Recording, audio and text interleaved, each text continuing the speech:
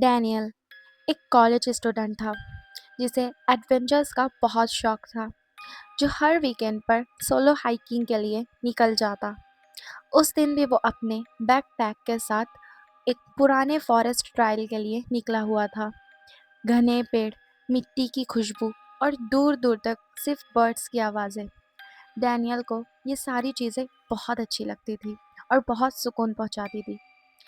Hiking کرتے ہوئے شام ہو گئی اور اچانک کالے بادل چھا گئے، ہوا ٹھنڈی اور تیز ہو گئی اور پھر ہلکی ہلکی بوندیں تیز بارش میں تبدیل ہو گئی۔ جنگل کے بیچ سلیپری پاتھ پر چلتے ہوئے ڈینیل نے چاروں طرف دیکھا۔ رات ہونے ہی والی تھی اور بارش اتنی تیز تھی کہ اس کی وجہ سے اس کا جیکٹ پوری طرح سے بھیگ چکا تھا۔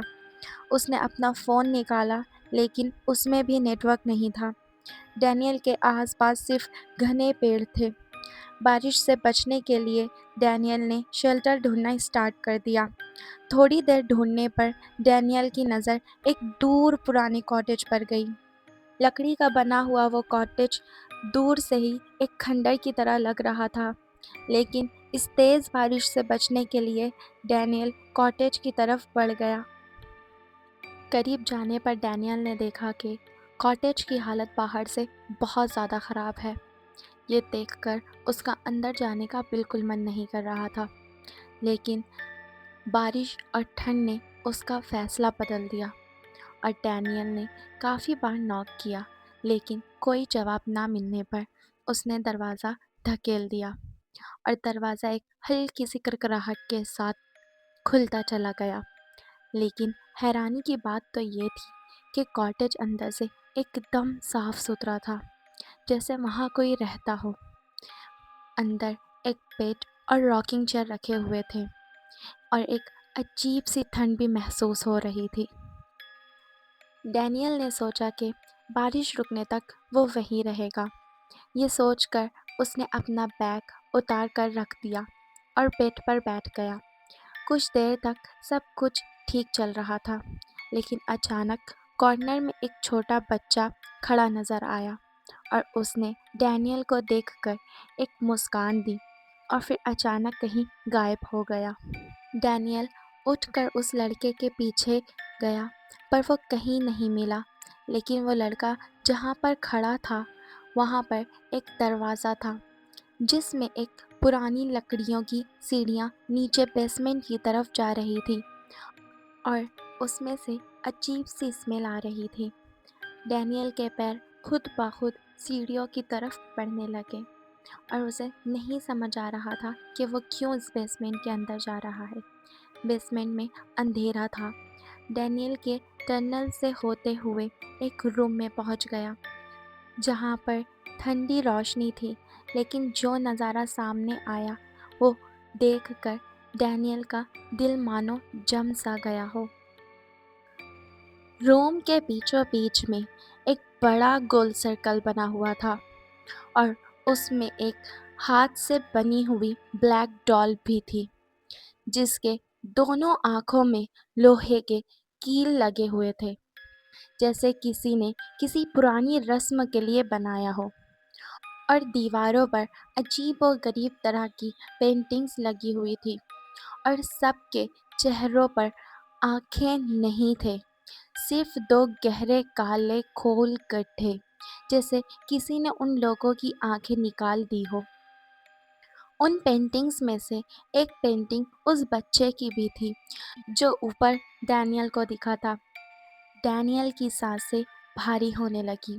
وہ وہاں سے جانے ہی والا تھا کہ سرکل کے پاس ایک پیتل کا باؤل پڑا ہوا تھا جو لال پانی سے آدھا بھرا ہوا تھا۔ ڈینیل نے فلیش لائٹ کی روشنی اس پانی پر ڈالی تو اس نے دیکھا کہ پانی میں اس کا ریفلیکشن دکھ رہا تھا اور اس کی سانسیں رک گئی۔ باؤل کے پانی میں جو ریفلیکشن تھا اس میں اس کا اپنا چہرہ تو تھا، لیکن آنکھیں نہیں تھیں، صرف دو گہرے کالے گڈھے، جیسے کسی نے اس کی آنکھیں باہر نکال دی ہو۔ یہ دیکھ کر ڈینیل بہت ڈر گیا اور جلدی جلدی سیڑھیوں کی طرف جانے لگا تو اسے پیچھے سے عجیب سی آوازیں آنے لگی۔ ڈینیل نے بنا پیچھے دیکھے بیسمنٹ سے باہر آ گیا اور کاٹیج سے نکل کر باہر کی طرف بھاگنے لگا۔ جب ڈینیل نے کافی دور جانے کے بعد پیچھے دیکھا تو کاٹیج کی ونڈو میں کوئی کھڑا ہوا نظر آ رہا تھا، لیکن تیز بارش ہونے کی وجہ سے یہ سمجھ میں نہیں آ رہا تھا کہ وہاں پر کون ہے۔ اس رات ڈینیل جیسے تیسے اپنے ہاسٹل پہنچ گیا، لیکن وہ اس کے بعد کافی دن تک بیمار رہا۔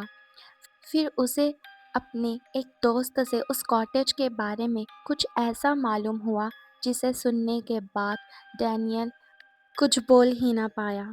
ڈینیل کے دوست نے بتایا کہ کئی سال پہلے اس کاٹیج میں ایک عورت رہا کرتی تھی جو بلیک میجکس اور کئی سارے ریچولز میں ماہر تھی، اور ان سب چیزوں میں اسے لوگوں کی آنکھیں نکالنے کے بعد ان کی بلی دینا پڑتی تھی، اور کوئی بھی اس کاٹیج کے اندر نہیں جا سکتا تھا، اور جو بھی جاتا تو وہ کبھی واپس نہیں آتا۔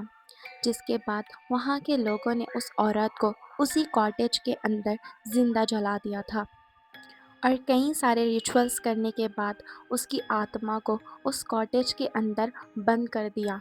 لیکن آج بھی وہ کاٹیج کے اندر سے لوگوں کو کئی بار نظر آ چکی ہے۔ ڈینیل آج بھی یہ سوچتا ہے کہ اگر اس رات وہ ٹنل کے اندر پیچھے مڑ کر دیکھ لیتا تو کیا وہ واقعی اس عورت سے روبرو ہو جاتا؟ کیا وہ اس کے سامنے آ جاتی؟ کیا اس کا بھی وہی حشر ہوتا جو باقیوں کا ہوا تھا؟ کیا اس کی بھی آنکھیں نکال کر اسے بھی قتل کر دیا جاتا؟ If you guys like this story, then please subscribe my channel and support me. پھر ملتے ہیں ایسی ہی ایک ہارر اسٹوری کے ساتھ۔